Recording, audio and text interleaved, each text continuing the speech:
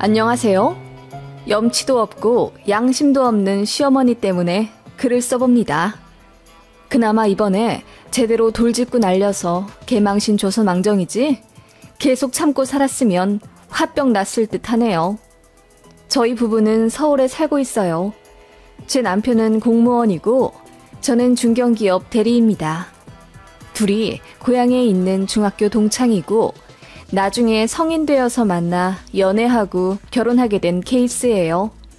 그래서 시댁과 친정도 같은 지역에 살고 계시지요. 남들은 명절에 이 지역 저 지역 왔다 갔다 안 하고 한 곳에서 해결할 수 있어 좋겠다고 하지만 글쎄요. 저는 두 집이 차라리 떨어져 살았으면 좋겠습니다. 같은 지역에 살아서 결국 이번에 제대로 일이 부딪혔거든요. 저희 부모님과 시댁은 같은 지역이긴 하나 동네는 다릅니다. 시댁은 농사를 짓고 있어서 시내 외곽에 계시고 저희 부모님은 건물 임대업을 하고 계셔서 시내에 있어요. 아버지는 공무원을 명예퇴직하시고 퇴직금과 친가에서 상속받은 돈 그리고 일부 대출받아 5층짜리 건물을 하나 사셨습니다. 5층 빼고 전부 사람이 들어와 학원도 하고 사무실도 내어 쓰고 있어요. 아버지께 들어오는 월 임대료가 제가 알기로 800만 원 정도라고 하더군요. 지방이라 가격이 쌉니다. 거기에 대출 상환하고 이것저것 관리비 제하면 그냥 월급 정도라고 보면 되는 것 같아요. 건물주라고 해서 큰 부자도 아니시고 저도 그냥 평범한 집에 평범한 자식이에요. 그런데 시댁은 남들 만날 때마다 저를 소개하실 때 우리 며느리가 건물주 딸이잖아. 바깥 사돈께서 5층짜리 건물이 있으셔. 라고 하십니다. 저는 그럴 때마다 너무 민망해 죽겠고요. 시 외가에도 제가 건물주 딸이라는 걸 큰 소리로 떠드셔서 모르는 분이 없어요. 그럴 때마다 저희 시어머니와 유독 단짝처럼 친하게 지내는 작은 시이모님이 일부러 저 들으라는 듯 며느리가 건물주 딸이면 뭐해? 우리 언니한테 뭐 콩고물이라도 떨어지나? 라며 입을 삐쭉 내미시곤 했지요. 작은 시이모님은 항상 어머님 옆에서 저에게 훈수를 잘 두세요. 결혼 준비할 때도 예물 예단 가지고 이렇게 해야 하네 저렇게 해야 하네 잔소리 하셨고 제 앞에서 일부러 더 오바하시며 내 잘난 조카 이렇게 잘생긴 공무원이 세상에 어디 있어. 내가 우리 조카한테 사짜 여자 소개시켜주고 싶었는데 연줄이 짧아서 못 대줬네. 라고 하시더라고요. 그 말에 제 남편이 더 당황하며 조카 며느리 듣는데 왜 그렇게 이야기하냐며 화를 냈고요. 그런데 제가 보기엔 어머님도 그렇게 대놓고 말만 안 하셨지 똑같은 생각을 하시는 것 같았어요. 아니, 평소에 두 분이 그렇게 이야기를 하시니 저희 시어머니 대신 시이모가 그렇게 말씀하시는 거겠지요. 명절에 시외가라도 가게 되면 시이모님이 저에게 고무장갑을 던지다시피 해서 주시며 조카면을 설거지 하세요. 라고 하셨는데 그럴 때마다 어머님이 아유 귀한 우리 며느리 시키면 어떡해. 나 아들한테 혼난다. 라고 하며 말리셨어요. 예전에 신혼 때 어머님이 김장한다고 저더러 휴가 써서 내려오라고 했을 때 제 남편이 막아준 적이 있었거든요. 어머님은 며느리 들어와서 좋아서 그런 거라 하시며 우셨고요. 그때 이후로 어머님은 저에게 아예 안 시키려고 하셨어요. 설거지든 밥을 차리는 거든 뭐든지요. 제가 좀 하려고 하면 아유 귀한 며느님은 쉬세요. 아들한테 혼납니다. 라며 오바하셨지요. 그래서 저는 시댁에 가 있는 게 오히려 가시방석이었답니다. 결국 나중엔 제가 다 하게 되었지만요. 그런 모든 이야기를 공유하는 시이모님이니까 그렇게 말씀하시는 거겠죠. 저희 아빠 건물 이야기도 마찬가지일 거예요. 어머님은 제 앞에서 단 한 번도 말씀하지 않으셨지만 저희 아버지 건물에 신호를 넣고 싶어 하셨습니다. 제 신우는 영어 강사인데 학원 원장 때문에 스트레스를 많이 받아왔어요. 그래서 따로 교습소를 차리려니 형편이 따라주지 않아 울며 겨자 먹기로 계속 강사 일을 하는 거고요. 기회만 생기면 바로 학원 차려 나갈 생각을 하고 있었습니다. 그런 신우가 어머님께는 아픈 손가락 같은 존재예요. 남편은 3남매 중 둘째인데 첫째인 저희 아주버님도 공기업, 제 남편도 공무원인데 반해 막내인 신우는 이렇다 할 자리를 못 잡고 있습니다. 영어 강사이긴 해도 실력이 그렇게 뛰어나지 않기 때문에 다른 데도 못 가고 있는 거고요. 신우의 월급도 200만 원 초반대로 동결된 지 오래고 결혼하고 애를 줄줄이 셋이나 낳아서 무턱대고 관둘 수도 없는 노릇이에요. 그런 신우랑 같은 지역에 사는 시댁은 여유 없는 신우 도와준다고 애들 등하원 도와주시고 식재료 사다 날라주시고 때 되면 용돈도 줘. 저번엔 신우 앞으로 중고 경차까지 계약해 주셨습니다. 솔직히 저희가 용돈 들여봤자 다 신우한테 가는 거 알고 있었어요. 그만큼 어머님은 신우를 많이 아끼십니다. 그럴 만도 한 게 신우도 약간 작은 시이모님이랑 결이 같아서 어머님과 말이 잘 통하고 아부도 잘해요. 저한테 얄미운 말도 잘하고요. 제 앞에서 대놓고 어머님 편들면서 신우 짓을 하니 어머님은 그저 좋으시겠지요. 그런 신우가 자리를 못 잡으니 어머님은 애가 타고 상대적으로 잘 사는 저희가 늘 못마땅하신 것 같았습니다. 입만 열면 신우 좀 도와줘라. 동생 불쌍하지도 않니? 라고 하시더라고요. 그런데 뭐가 불쌍한지 모르겠더라고요. 친인척도 없는 서울에서 맞벌이로 발 동동거리며 애들 키우고 있는 저희는 안 불쌍한 건지요. 집 대출로 버는 돈 족족 나가서 저는 1년에 제 옷도 한두 장 살까 말까 합니다. 제가 좀 아끼는 성격이라 그렇긴 한데 아무튼 전 친구도 안 만난 지 오래예요. 그런데 신우는 고향을 떠나 산 적이 없어서 그런지 그 지역에 친구도 많고 그래서 밤마다 술 퍼먹으러 다닌다고 하더라고요. 그 술값만 아껴도 벌써 학원 차리고도 남았을 텐데 어머님은 그건 그거대로 신우가 스트레스 받아서 그런 거라고 감싸더군요. 한 번은 어머님이 명절에 저랑 동서를 불러놓고 신우를 위해 오빠네들이 돈 좀 모아 학원을 차려주라고 하셨습니다. 니들은 다들 직장도 좋고 자리도 잡았잖니. 니들 신우 딱 한 번만 도와줘라. 학원 차리게 3천만 원만 해줘. 신우 잘 되면 결국 니들도 좋은 것 아니냐. 용돈 두둑히 줄지 어떻게 알아? 그 말에 저랑 동서는 딱 잘라 거절했죠. 저희 먹고 살기도 힘든데 어떻게 신우한테 1,500이나 떡하니 주냐고요. 그러자 시어머니가 솔직히 니들이 나한테 해준 게 뭐냐? 며느리 들이라고 있는 게 시부모 챙겨주기나 했어? 가까이 살면서 니들 신우가 우리 병원도 봐주고 은행 봐주고 귀찮은 일 다 해준다. 솔직히 니들이 해야 할 일 아니냐? 그거 니들 신우가 다 해주는데 고맙지도 않아? 라며 화를 내시더라고요. 정말 어이가 없었습니다.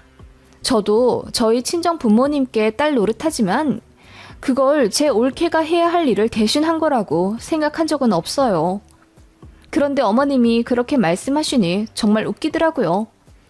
동서도 같은 생각인지 피식 웃으며 그렇게 아끼는 딸인데 어머님 아버님이 학원 좀 차려주시지 그러세요? 어디 땅 있다고 하셨잖아요. 라고 했더니 어머님이 말을 더듬으시며 그 땅을 어떻게 파니? 니들 다 나눠줄 땅인데 어떻게 신우한테만 홀랑 줘? 라고 하시더라고요. 그래서 제가 괜찮다고 했습니다. 그거 다 팔아서 신우 다 주셔도 된다고요. 그랬더니 엄청 당황해 하시며 자리를 뜨시더라고요. 형님이 그러대요. 어머님이 결혼 전부터 입에 침이 마르도록 말씀하신 그 땅 말이야. 동서도 알지? 그거 팔아도 3천만 원도 안 돼. 아니 팔리면 다행인 거고. 첩첩 산중에 메말라 있는 그 허허벌판을 누가 사? 동서 말대로 그 땅은 가치가 거의 없는 땅인데 어머님은 저희 결혼할 때 돈 안 보태준 것이 민망하셨는지 나중에 땅 팔리면 준다고 늘 말씀하셨습니다. 그런 어머님의 태도가 더 없어 보인다는 걸 모르시는 모양이에요. 여튼 그런 시어머니가 재작년부터 부쩍 저희 친정아버지 건물에 관심을 가지셨습니다. 신우가 자기 학원 차리고 싶다고 계속 징징대서 어머님 나름대로 생각을 해보셨나 봐요. 저희 친정아버지 건물 근처에 중학교가 있고 같은 건물에 보습학원이 있어요. 마침 5층도 계속 비어있기도 했고요. 어머님이 재작년에 저한테 한번 떠보시더라고요. 5층은 계속 비어있는 거니? 네, 70평이라 바로 안 들어오나 봐요. 떠보는 사람들만 많다고 하더라고요. 그럼 좀 갈라서 세를 주시지. 다른 층처럼. 아버지 뜻이 있으신가 봐요. 5층은 통째로 임대하시는 게 편하다고 하셨어요. 그러자 어머님은 저를 설득하시며 그러지 말고 반절로 갈라서 세를 놓으시라고 네가 말씀드려보면 안 되겠니? 그 자리 비어있는 게 너무 아깝잖아. 30평 정도만 되면 네 신우도 거기다 학원 차릴 수도 있는데 어떠니? 라고 하시더군요. 너무 당황스럽더라고요. 신우가 학원 차리는 것 때문에 고민이 많은 건 알고 있었는데 저희 아버지 건물에 들어가고 싶어 하는 줄은 몰랐습니다. 아, 어머님, 저희 아버지 건물에 들어가면 오히려 더 불편하지 않을까요? 저희 아버지 월세 조금만 밀려도 호통을 막 치세요. 그러자 어머님이 설마 사돈한테도 그러시겠니? 그리고 가족 좋다는 게 뭐야? 이럴 때 서로 돕고 사는 거지. 라고 하시더군요. 돕다니요? 저희 아버지는 그냥 세를 주는 것 뿐일 텐데요. 제가 고개를 갸웃하며 말하자 어머님이 답답하다는 듯 말을 마시더군요. 저는 저희 신우가 친정에 얽히는 것 자체가 싫었습니다. 제 남편한테도 단호하게 말해뒀어요. 당신 동생이 우리 아빠 건물에 절대로 못 들어오게 하라고요. 신우가 얄밉게 행동하지만 않았으면 저도 그렇게까지 하진 않았을 텐데 분명 그 성격에 저희 아빠 만날 때마다 새언니가 시댁에 전화를 안 한다. 새언니가 우리 엄마를 너무 안 챙긴다. 어쩌고 저쩌고 생각 없는 말을 할 게 뻔하거든요. 저는 정말 그 정도까지만 생각을 한 거고 그래서 싫었던 겁니다. 그런데 어느 날 친정엄마로부터 전화가 왔어요. 수연아, 안사돈에게서 과일 바구니가 왔는데 이거 뭐냐? 과일? 아니 명절이나 무슨 축하할 일이 있는 것도 아닌데 무슨 과일 바구니? 안사돈 말로는 지나가면서 우리 생각이 나서 사다 드린다는데 아니 사실 저번에도 우리 집 앞에 무슨 선물 세트를 두고 가셨어. 그게 정말이야? 아니 어머님이 왜 그러시지? 친정엄마는 시어머니가 그러시는 게 부담스러우신 듯 했어요. 사실 두 집안은 원래 왕래를 안 했거든요. 그리고 상견례 이후에 예물 예단 문제로 어머니들끼리 얼굴을 붉히신 적이 있어요. 그래서 서로 껄끄러운 사이인데 저희 결혼한 지 10년쯤 되니 이렇게 선물 공세를 하시는 게 이상하다 느낀 거죠. 그 이후로도 시어머니는 저희 친정집 앞에 키위 한 박스, 와인잔 세트, 음료수 세트 같은 걸 갖다 놓으시곤 했습니다. 그런 거 받고 가만히 있을 저희 부모님도 아니기에 억지로 과일 사서 시댁에 갖다 드리곤 했죠. 그러니까 시어머니가 손사래를 치며 거절하셨다고 합니다. 아니 사부인, 그럼 우린 받기만 하는 거잖아요. 사부인도 이것 좀 드세요. 아닙니다. 아니에요. 그냥 내가 드리고 싶어 드리는 건데요. 마음 편히 받으세요. 이제 우리는 안 주셔도 되고요. 그렇게 시어머니는 한사코 저희 친정 부모님의 답례를 거절하셨다고 해요. 그런데 그 이유가 나중에 밝혀지게 된 거죠. 시어머니가 제게 전화를 하셔서 신우 얘기부터 대뜸 하시더라고요. 네 신우가 곧 학원을 잘릴 판이야. 그런데 우리 지역이 워낙 좁잖니? 어디 갈 만한 데도 못 되고. 그래서 이제는 정말 학원을 차릴까 한다. 또 돈 달라는 이야기일까 싶어서 저희도 돈 없다고 했더니 그럼 다른 방식으로 도와달라고 하시더군요. 네 친정아빠 건물 말이야. 사돈 건물 5층 아직도 비어있던데 거길 네 신우가 좀 쓰게 해주면 안 되겠니? 어머님, 거긴 저번에 말씀드렸던 대로 70평 통째로 임대하는 층이라 나누긴 어려워요. 그럼 통째로 우리 딸을 주면 되지. 어머님, 무슨 학원이 70평이나 써요. 신우는 공부방 형식으로 하는 거라 30평도 큰 거라면서요. 그러자 어머님이 그냥 사람을 더 구해서 크게 국영수 학원을 차릴 계획이라 하시더군요. 제 신우가 총괄 원장을 하고요. 너무 황당은 했지만 딱 잘라 거절하기도 어려워서 임대료 말씀을 드렸습니다. 보증금 5천만 원에 월 120만 원이래요. 괜찮으시겠어요? 그러자 시어머니가 무슨 임대료가 그렇게나 비싸냐 하시더군요. 120만 원? 세상에, 다른 곳은 그만한 곳에 100만 원도 안 받는다더라. 무슨 120만 원이나 받으신다니? 글쎄요. 제가 알기론 그래요. 사돈이라고 싸게 해주실 것 같진 않은데 말씀이나 드려볼게요. 그러자 시어머니가 저를 다급하게 부르며 그러지 말고 좀 유도리 있게 가면 안 되겠냐 다그치시더군요. 뭘 임대료를 받으시려고 해. 네 신우인데 말이야. 네가 좀 좋게 말씀드리면 잘 해결될 일 가지고 이렇게 뻣뻣하게 굴 거니? 네? 무슨 말씀이세요? 뭘 좋게 말씀을 드려요?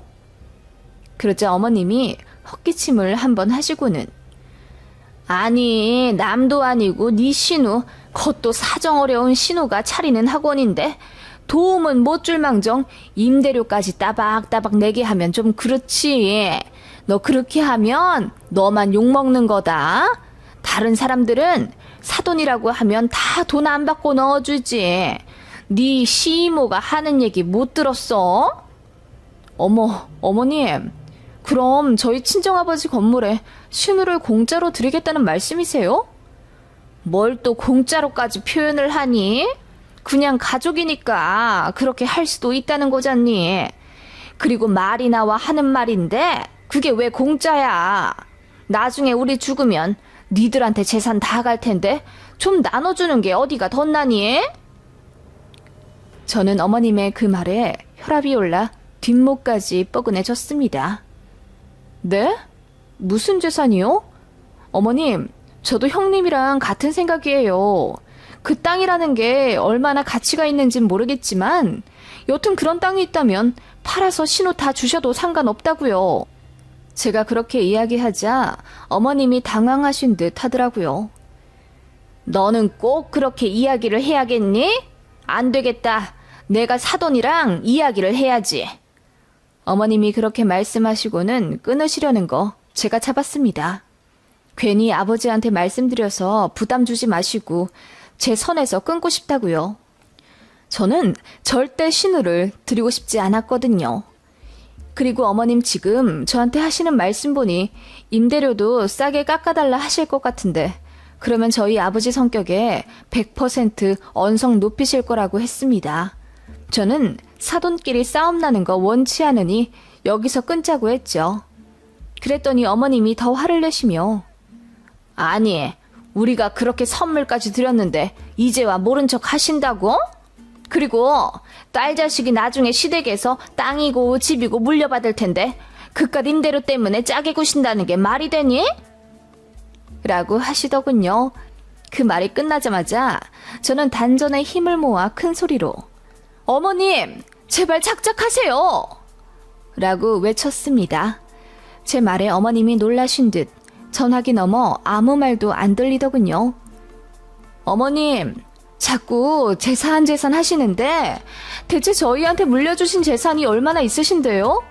형님한테 얘기 들어보니 그 땅 3천만 원도 안 할 거고 팔리기나 하면 다행이라는데 그렇게 되면 3남매 나눠 가져 각 1,000만 원이잖아요. 거기다가 시댁 집이요? 그 집 지금 시세 5천만 원도 안 하고 그나마도 집 담보로 대출 있잖아요. 무슨 재산이 더 있으시길래 저한테 그렇게 당당히 말씀하시는 거예요? 제가 입에 못 터단 듯 어머님께 대들자 어머님이 당황해서 어머 너 지금 말 다 했니? 라고 하시더군요. 아니요, 말 다 안 끝났어요. 거기다가 어머님 아버님 노후 준비도 제대로 안 되어 있어서 앞으로 큰돈 들어갈 때마다 저희가 도와드려야 할 텐데 그 집이랑 땅 나눠 갖고도 마이너스 확정이에요. 그런데 왜 저희 친정 부모님이 어머님한테 고마운 마음을 가지고 신우한테 베풀어야 하는데요? 그러자 어머님은 당황해서 아무 말도 못 하시더라고요. 그러더니 상처받은 척 하시며 그래, 내가 미안하다. 돈 없어서 정말 미안하다. 하시며 끊으셨습니다. 그날 남편이랑 엄청 싸웠죠. 싸웠다기보다는 제가 일방적으로 하는 게 맞지만요.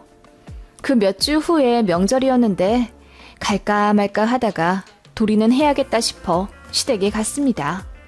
갔더니 예상대로 어머님이 저를 본체만 채 투명인간 취급하시더라고요. 게다가 저녁에 신우가 와서는 건물 얘기 들었다면서 들어갈 생각도 없으니 갑질 그만하라고 저에게 따지듯 말하더군요. 그래서 제가 더 큰 소리로 누가 갑질을 했다고 그래요? 물려줄 재산도 없으면서 공짜로 우리 아빠 건물에 새들여 보내달라고 한 어머님이 슈퍼 킹왕짱 갑질한 거죠?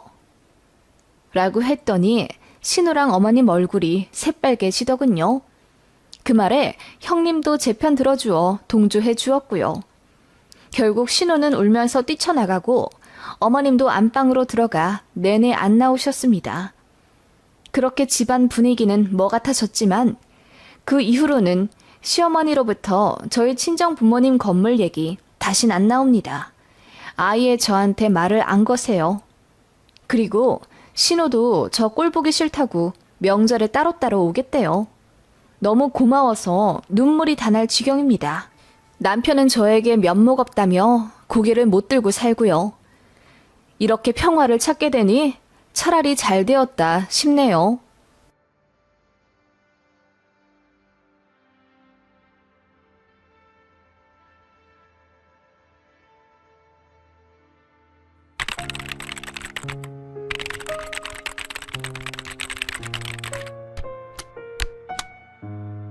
안녕하세요. 50대 중년의 여자입니다. 아이 하나 있고 남편은 없어요. 사별을 하였냐 물으신다면 그것은 아니고 저는 미혼입니다. 그렇다면 혼자 아이를 낳아 키운 미혼모의 삶을 산 것이냐 물으신다면 그건 반반이라고 할 수 있겠네요. 아이를 제가 낳진 않았고 입양을 했습니다. 그것도 제 친오빠로부터요. 지금은 제 인생에 있어서 그 선택이 빛과도 같았다 생각이 듭니다.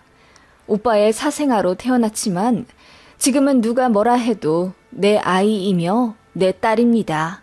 아이도 훌륭하게 장성하여 제 몫을 하고 저에게도 사랑을 베풀어주는 지금 저는 당장 죽어도 여한이 없을 만큼 아주 행복하답니다. 물론 아이를 얻고 제 가족은 이렇습니다. 연을 끊어버렸거든요. 사연 많은 지난날이라 사람들한테 말은 하지 않았지만 여기 이 게시판에 익명의 힘을 빌어 한번 적어 내려가 보려고 합니다. 이런 삶도 있다는 것을 알려주고 싶어서요. 저희 집은 아버지가 오랫동안 자동차 관련 사업을 잘 일구셔서 부유했던 집입니다. 어머니는 그 시절 대학까지 나온 인재지만 아버지 만나 전업주부 하고 계셨고요. 오빠도 공부를 잘해서 좋은 대학에 들어갔고 결혼도 잘해서 부모님의 총애를 받고 살았지만 어릴 때부터 저는 부모님의 사랑을 많이 받지 못했어요. 뭐든지 잘하는 장남인 오빠와 차별받았습니다. 오빠는 항상 칭찬 일색인데 반해 저는 구제불능이라는 말을 밥 먹듯이 들어야 했어요. 어릴 때 들었던 가장 큰 상처 중에 이 장면이 유독 생각이 납니다. 엄마가 어린 저와 오빠를 데리고 시장에 가셨는데 거기서 만난 어떤 아주머니께서 아들도 있고 딸도 있어 좋겠어요. 나는 시커먼 아들만 셋을 낳아놔서 딸 하나만 있으면 소원이 없겠어. 라고 하셨는데 저희 어머니가 매몰찬 말투로 그럼 얘 데려가세요. 딸이라고 하나 있는 게 공부도 못하고 이쁘지도 않고 나는 우리 아들만 있으면 됩니다. 라고 하셨어요. 그걸 들은 아주머니의 어이없는 표정이 아직도 생각이 나네요. 제가 풀이 죽은 채로 서 있자 다급히 제 주머니에 사탕 하나를 넣어주시고는 아니야, 너 이뻐, 아주 이뻐. 라고 하시며 제 등을 토닥여 주시고 가셨네요. 그렇게 예쁨 받지도 못한 집안에서 저는 늘 눈치를 보며 자라야 했고 자연스레 학창시절 학교에서도 친구들과 잘 어울리지 못했습니다. 늘 자신감이 없었고 남들이 저를 미워할 거라고 생각했기에 마음이 열리지 않았거든요. 저에게 다가온 친구에게도 어색하게 대해서 친구 관계가 엉망이었어요. 반면 저희 오빠는 부모님의 사랑과 관심을 받으며 잘 자랐고 초중학교 때는 학생회장을 2번이나 맡았습니다. 제가 봐도 오빠는 멋졌어요. 공부도 잘했고 운동도 잘했기에 친구들도 늘 따랐죠. 오빠에 비하면 전 그저 쭈구리에 겉절이일 뿐이었습니다. 부모님이 바라던 인문계 대학교를 문턱도 못 넘어가고 저 혼자만의 결정으로 전문대에 들어간 저는 그야말로 집안의 애물단지 그 자체였습니다. 아버지는 호적을 파라고 소리를 지르셨고 엄마는 제 옷장을 다 뒤져 옷을 버리셨어요. 저 같은 건 애초에 태어나지 말았어야 했다는 악담과 함께요. 오빠는 옆에서 그저 오징어를 뜯으며 지켜볼 뿐이었습니다. 항상 그랬듯 저에게 관심이 없었죠. 저를 무시하는 것도 부모님보다 더하면 더했고요. 밥상 앞에서도 늘 제 앞에는 맛있는 반찬이 없었습니다. 제가 오빠보다 소시지를 하나라도 더 먹을까봐 엄마는 눈에 불을 켜고 감시하셨어요. 그런 편애에 익숙해질 대로 익숙해져 버린 오빠는 당연하듯 저를 아주 하찮게 생각했었고요. 저는 마음이 많이 외롭고 결핍이 많을 수밖에 없었죠. 그치만 제가 처음으로 선택한 전문대에 들어가 제과 제빵을 배우며 깊은 행복감을 느꼈어요. 지금은 디저트 시장이 많이 떴지만 당시에는 빵 만든다고 하면 그것도 기술이냐 하는 분들이 많았어요. 하지만 저는 제과 제빵을 하면서 희망을 가졌고 저만의 멋진 샵을 꼭 내보겠다는 꿈을 꾸게 되었습니다. 그런 제가 부끄럽다며 아버지와 어머니는 차라리 독립을 하라고 하셨지만 저는 돈이 없었어요. 대학 등록금부터 용돈까지 풀세트로 선사해준 오빠와는 달리 저는 한 푼도 지원받지 못했거든요. 마음 같아서는 저도 제 원룸 구해 나가 살고 싶었지만 알바하며 학비 보태고 용돈 쓰는 것도 벅찼던 저는 감히 독립할 여유가 없었습니다. 그래서 부모님 눈치 보며 대학 2년 내내 숨어 살듯 집에 기생하며 대학 다녔어요. 그렇게 졸업하자마자 취업을 했고 드디어 작은 원룸을 꾸려 독립했네요. 비록 보증금 200만 원에 월 25만 원짜리 반지하 새빵이었지만 그래도 참 기뻤어요. 그의 오빠는 부모님의 지원으로 18평대 오피스텔에서 살고 있었지만 애써 비교하지 않으려 노력했네요. 어차피 집에 가도 저를 반겨주지 않는 부모님이니 명절에도 어느 순간 가기 싫어지더군요. 내 집, 내 직장이 있으니 저도 더는 가족들에게 마음 두며 사지 않아도 된다는 해방감이 생겼습니다. 그렇게 20대 중반이 되었을 무렵 오빠는 결혼을 했고 가정을 꾸렸습니다. 좋은 집안의 여자와 결혼식을 올리고 양가에서 빵빵하게 지원받아 잠실에 신혼집도 마련했더라고요. 아버지는 상견례에서 사돈 어르신들한테 딸한테 줄 것까지 탈탈 털어 아들에게 보태줬다고 했어요. 그 말을 듣자마자 새언니네 부모님은 저를 안쓰럽게 보더군요. 예전에 시장에서 엄마의 막말에 저를 불쌍하게 보던 아주머니가 제 주머니에 넣어주셨던 작은 사탕이 생각났습니다. 그렇게 결혼한 오빠는 잘 지내는 듯 했습니다. 1년 좀 지나 너무 예쁜 조카도 태어났고 오빠는 공학 박사 학위 준비 중에 있었습니다. 새언니는 친정에서 하는 사업을 물려받아 하고 있었고요. 여러모로 돈도 명예도 그럴듯하게 잘 지켜나가고 있는 오빠네 집이었습니다. 그런데 그 행복도 한순간에 깨어져 버렸습니다. 저희 오빠가 바람을 피웠다더군요. 공학 박사 준비하던 중에 같은 학교 대학원생가요. 반년쯤 사귀다가 오빠가 먼저 헤어지자고 했는데 몇 달 뒤에 그 상대 여자가 임신을 했다며 오빠와 저희 부모님 앞에 나타났습니다. 오빠가 난감하다며 피해버리니 수소문해서 저희 아버지 회사에 찾아왔다고 하더군요. 저희 부모님이 새언니 알기 전에 처리한다며 수술 비용까지 100만 원 해주겠다고 했는데 그 여자는 책임감 없는 저희 오빠에게 너무 큰 배신감을 느꼈다며 절대 지우지 않겠다고 했어요. 그리고 애가 태어나면 나타나겠다고 하고 잠적했더라고요. 아이가 태어날 날짜는 5달 뒤고 저희 가족은 비상이었어요. 이 일만 아니면 오빠네 가정은 지금처럼 아무 문제 없이 행복할 수 있었어요.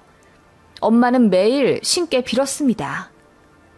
그년이 마음을 고쳐먹어 수술을 하고 다시는 우리 집안에 나타나지 않기를 기도합니다. 그 모습이 저는 참 괴기하다 느꼈네요. 엄마의 기도가 하늘에 닿았을까? 애가 태어났을 예정일이 훌쩍 넘었는데도 그 여자가 나타나지 않더라고요. 1년이 지나 2년이 흘렀는데도 감감무소식이라 저희 부모님은 마침내 마음을 놓았습니다. 오빠도 이제 2발 뻗고 잘 수 있겠다며 새언니 몰래 웃었고요. 그치만 그 이듬해 우리 가족을 뒤집어 놓은 일이 생겼죠. 그 여자가 4살짜리 여자아이를 데리고 나타난 겁니다. 애를 낳아보니 모성애가 생겨 사랑 듬뿍 주고 키우려 마음 고쳐먹었는데 아이 3살 되던 해 여자가 간암 말기 판정을 받았답니다. 그 여자도 가정사가 복잡해 의지할 부모님도 안 계시고 혼자라 이대로 그 여자가 죽으면 아이는 보육원에 가게 됩니다. 아이 아빠가 버젓이 살아있는데 보육원에는 보낼 수 없다고 판단한 그 여자는 그렇게 저희 부모님께 애를 맡기고 떠나버렸어요. 후에 엄마에게 얘기 들으니 간암이든 다른 병이든 무언가 죽을 병에 걸린 건 맞는 것 같다고 하더라고요. 얼굴이 아주 마르고 수처럼 시커멓게 변해 있었다고 했어요. 4살짜리 그 여자아이는 영문도 모르고 저희 집에 들어오게 되었습니다. 저희 부모님과 오빠가 애를 그냥 보육원에 맡겨버리려니 그 여자가 협박을 하더군요. 혹시라도 아이 버리는 거 보면 저희 새언니는 물론이고 오빠 학교와 후에 취직할 회사에까지 모두 말해버리려고 사람을 써놨다고 하더군요. 부모님은 그야말로 머리 싸매고 들어 누우셨습니다. 일단 맡아 키우며 방법을 찾아보자 하셨는데 딱 2달 만에 새언니에게 들켜버렸습니다. 언니가 조카 물건을 가지러 시댁이 갔다가 웬 아이가 있는 걸 보게 된 거죠. 엄마는 며느리 앞에서 그야말로 얼음이 되었고 그 아이는 저희 오빠와 너무나도 닮아 있었기에 눈치 빠른 새언니가 바로 알아차렸어요. 그 이후로는 그야말로 저희 집은 전쟁터 혹은 지옥이었습니다. 새언니가 시댁인 저희 집에 술 먹고 찾아와 매일 행패를 부렸어요. 부모님은 새언니에게 무릎을 꿇으셨고요. 그 와중에 아이 친모는 세상을 떠났습니다. 그 아이는 자기 엄마가 죽은 줄도 모르고 낯선 집에서 눈칫밥 먹으며 괴롭게 살고 있었고요. 결국 언니는 오빠를 용서했고 이혼 안 하는 조건으로 애는 절대 들이지 않기로 하였는데 문제는 아이를 버리면 어떻게든 소문이 나게 된다는 거지요. 그래서 저희 부모님이 울며 겨자 먹기로 아이 성인 될 때까지 키우기로 하셨습니다. 일이 그렇게 정리되고 나서야 저는 그 아이를 제대로 보게 되었습니다. 늘 방에 숨겨져 있던 아이라 저도 잘 보지 못했거든요. 엄마 아빠에게 철없이 떼쓸 그 나이에 그 아이는 불안한 눈빛으로 집안에서 먼지처럼 웅크리고 있었습니다. 그게 꼭 어릴 적 제 모습 같았어요. 제가 손을 내밀어 이리 와보라고 했더니 엄마가 제 등짝을 때리더군요. 정줄 필요 없어. 적당히 키우다가 내보낼래다. 딱 10년만 키울 거야. 나중에 필리핀이든 베트남이든 어디 못 사는 나라에 보내버리고 끊어버릴라니까. 아이는 그 말을 고스란히 다 듣고 있었어요. 하지만 눈물이 터져버린 건 저였습니다. 너무 마음이 아팠어요. 태어나고 싶어서 태어난 아이도 아닌데 태어났다는 이유로 이렇게 모진 구박을 받아야 한다니.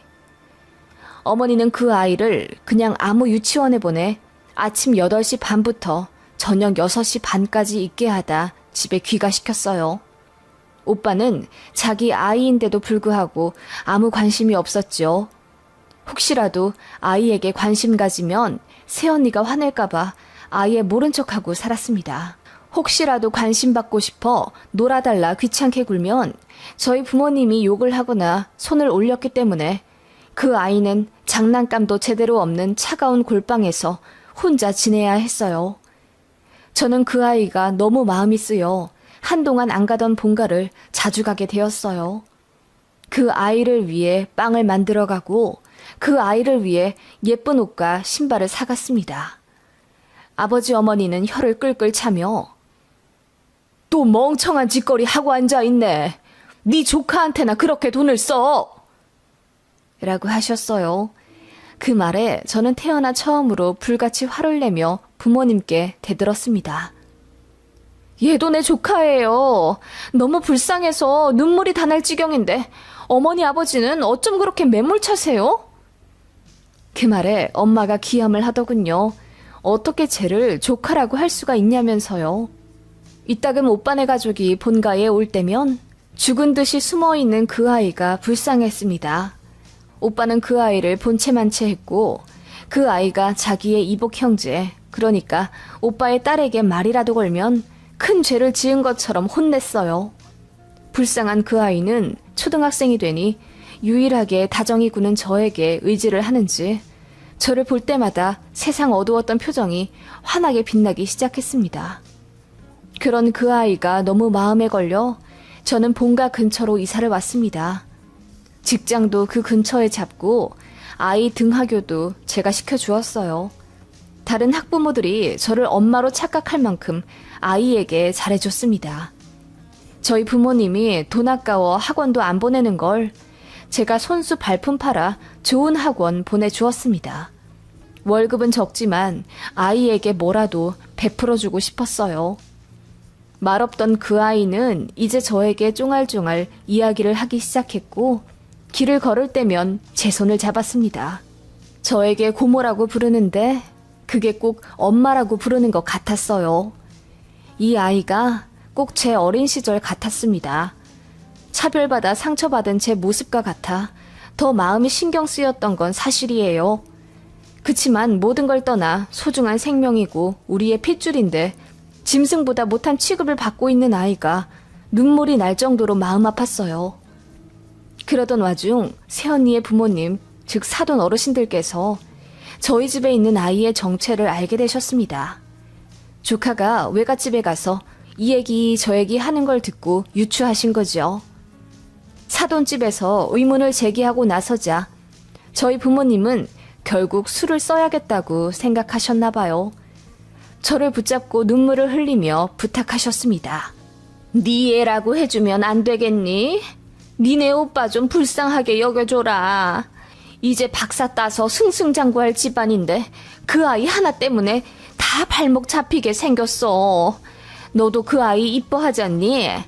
이렇게 된 거 그냥 네가 그 아이 입양해서 엄마 해줘라. 그렇게만 해준다면 우리가 너한테 집도 하나 물려줄 생각이 있다. 엄마, 이 상황에서 누가 더 불쌍한데요? 그 아이는 안 불쌍하고 죄 지은 오빠만 불쌍해요? 그리고 제 인생은요. 저는 평생 결혼하지 말라는 말씀이세요? 너는 어차피 대학도 그저 그런 데 가고 직업도 빵 만드는 시덥잖은 일 하면서 결혼은 무슨 결혼이냐. 네 오빠는 잘 차려진 밥상이지만 너는 아니잖니. 어차피 재산 줄 생각도 없었다. 하지만 네 오빠가 밖에서 나온 저 애만 데리고 나가준다면 우리가 집도 해준다잖니. 엄마의 그 말에 저는 뒷목까지 소름이 돋고 말았습니다. 애초에 우리 부모님은 오빠만 자식으로 생각하고 있었던 거예요. 그리고 오빠의 사생아는 그저 우리 가족의 앞날에 거슬리는 돌 같은 존재였던 겁니다. 그걸 뼈저리게 알게 되었던 저는 밤새 울었습니다. 그리고 마음 먹었어요. 어차피 결혼할 생각도 없었습니다. 그리고 그 아이가 너무 불쌍해서 평생 보살펴주고 싶다는 마음도 있었고요. 다만 내가 좋은 보호자가 될 수 있을까 싶어 고민했을 뿐이죠. 입양하기로 결심했습니다. 다만 부모님으로부터 지분 받지 않기로 했어요. 그대로 연을 끊어버리겠다고 했습니다. 다시는 연락도 않고 집에 찾아오지도 않겠다고 했어요. 그동안 제가 받은 서름을 1시간 동안 눈물로 이야기하며 제 가슴에 얼마나 큰 멍이 남아있는지 울부짖듯 토하는데도 부모님은 아무것도 기억이 안 난다며 잡아떼는 뻔뻔한 모습을 보이더군요. 더 있을 필요도 없이 날도 밝기 전에 짐 챙겨 아이 데리고 나왔습니다. 그날 제 나이 29살에 저는 미혼모가 되었어요. 모아두었던 돈과 일부 받은 대출로 투룸부터 구했습니다.